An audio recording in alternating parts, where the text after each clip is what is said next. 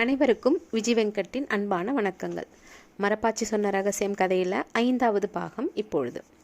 மரப்பாச்சி சொன்ன அதன் கதையை எல்லாம் கேட்ட பிறகும் பூஜாவால் நம்ப முடியவில்லை. இமைகளை மூட மறந்து அப்படியே அமர்ந்திருந்தாள். ஏய், என்னடி இப்படி உட்கார்ந்திருக்க என்றபடியே பூஜாவின் தோள் தொட்டு உலுக்கினாள் ஷாலு. என்ன சொல்றதுனே தெரியலையேடி, இப்படி ஒரு மரப்பாச்சி பேசினா ஷாக்காகாம இருக்க முடியுமா? ஹஹஹா என்று சிரித்த மரப்பாச்சி, பூஜா, நீ இன்னும் ஷாலுவோட கேள்விக்கு பதில் சொல்லவே இல்லையே, எதுவானாலும் சொல்லு, நான் உனக்கு உதவுறேன் என்று சொன்னது.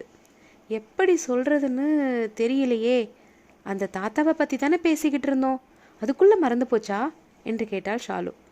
அதெல்லாம் இல்லடி, அந்த தாத்தா ரொம்ப மோசம்டி, கெட்டவரா இருக்காரு என்றால் எச்சிலை கூட்டி விழுங்கியபடி. ஏன், என்னாச்சு என்றது மரப்பாச்சி. தினமும் ஸ்கூல் வேன்லேருந்து இறங்கியதும் அவங்க வீட்டுக்கு போய் ஸ்கூல் பேக்கை வச்சுட்டு ஃப்ரெஷ் ஆகிட்டு டான்ஸ் கிளாஸோ டியூஷனோ எது இருக்கோ அதுக்கு கிளம்பிடுவேன். அப்படி அவங்க வீட்டுக்கு போகும்போது அந்த தாத்தா என்று பேசுவதை நிறுத்தினாள் பூஜா. சொல்லிடி என்று கேட்டாள் ஷாலு.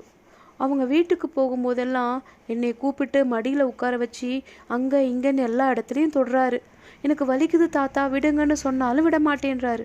அவரை பார்த்தாலே எனக்கு ரொம்ப பயமாக இருக்குது என்று அவர் தொடும் இடங்களை எல்லாம் தொட்டு காட்டினாள் பூஜா. ஐயே, அங்கெல்லாம் ஏன் தொடுறாரு? யாருக்கு தெரியும், என்ன அவர் பிடியிலிருந்து தப்பிக்கவே முடியாத மாதிரி செய்வார். இதை வெளியே யார்கிட்டையும் சொல்லக்கூடாதுன்னு வேற சொல்லியிருக்காரு. அம்மா கிட்ட சொல்ல வேண்டியது தானே என்று கேட்டது மரப்பாச்சி.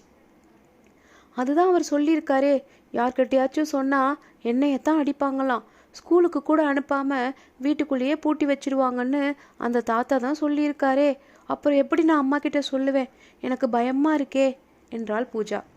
என்ன பதில் சொல்வது என்று ஷாலுவுக்கு தெரியவில்லை. கொஞ்ச நேரம் அங்கே மௌனம் நிலவியது. மரப்பாச்சி, சரி, நான் ஏதாவது சொல்கிறதுக்கு முன்னாடி சில கேள்விகள் கேட்கிறேன், 2 பேரும் பதில் தெரிஞ்சால் சொல்லுங்க என்று பேச்சை தொடங்கியது. இருவரும் சரி என தலையை ஆட்டினர்.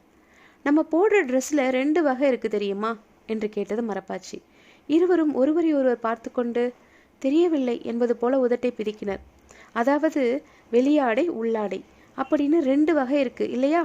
ஆமாம், இந்த உள்ளாடைகள் மறைக்கிற பகுதிகள் அந்தரங்கமானது, நம்ம தவிர வேற யாரும் அங்கே தொடக்கூடாது, அது தப்பு. நம்ம குளிக்க வைக்கும்போது அம்மாவோ அப்பாவோ அங்கே தொடலாம், மற்ற நேரங்களில் யாரும் அந்த பகுதியை தொடக்கூடாது என்றது மரப்பாச்சி. ஆனால் நீ சொல்கிற எல்லா இடத்துலையும் அந்த தாத்தா கை வைக்கிறாரே என்று வருத்தமாக சொன்னாள் பூஜா. அப்படி யாராச்சும் அந்தரங்கமான இடத்துல தொட்டா உடனடியாக நம்ம சத்தம் போட்டு கத்தணும். கத்தணுமா?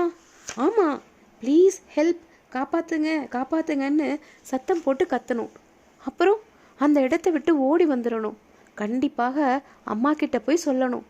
சொன்னால் என்னையத்தான் அடிப்பாங்கன்னு அந்த தாத்தா சொன்னாரே, நிச்சயமாக அடிக்க மாட்டாங்க. ஏன்னா நம்ம தப்பு எதுவுமே பண்ணலை இல்லையா, அந்த தாத்தா செய்கிறது தான் தப்பு. அந்த மாதிரி தப்பு செய்கிறவங்கள போலீஸ்கிட்ட பிடிச்சு கொடுத்துருவாங்க. அதனால தான் அவர் பொய் சொல்லி உன்னை மிரட்ட பார்க்குறாரு. அப்படின்னா நான் தாத்தாவை பற்றி அம்மா கிட்ட சொல்லட்டுமா? கண்டிப்பாக சொல்லு, பயப்படவே பயப்படாத. அதே மாதிரி அம்மா கிட்ட சொல்லக்கூடாதுன்னு அவர் மிரட்டினதையும் சொல்லிடு. பூஜா தலை குனிந்து ஏதோ யோசனையில் ஆழ்ந்தாள். ஷாலுவும் இளவரசியும் ஒருவரை ஒருவர் பார்த்து கொண்டனர். என்ன யோசிக்கிற பூஜா என்று கேட்டாள் ஷாலு. அம்மா கிட்ட சொல்ல பயமாக இருக்கு, என்னை ரூமுக்குள்ளே அடைச்சி வச்சுட்டாங்கன்னா என்று இழுத்தாள் பூஜா. அப்படியெல்லாம் நடக்காது, தைரியமாக இன்னைக்கே போய் அம்மா கிட்ட சொல்லிடு. என்னையும் கூட்டிகிட்டு போ, உனக்கு தைரியம் வரும். அம்மா கிட்டேயும் சொல்லிடலாம். அப்புறம் நாளையிலிருந்து அந்த தாத்தா உன் பக்கமே வரமாட்டார் என்றது மரப்பாச்சி. மரப்பாச்சி சொல்கிறது தாண்டி சரி, நீ இதை எடுத்துக்கிட்டு போ, நாளைக்கு திருப்பி கொண்டு வந்து கொடு என்றாள் ஷாலு. பூஜா விடை பெற்று கிளம்பினாள். ஹோம்ஒர்க் எல்லாம் செய்து முடித்துவிட்டு இரவு உணவையும் முடித்துவிட்டு உறங்கி போனாள் ஷாலு.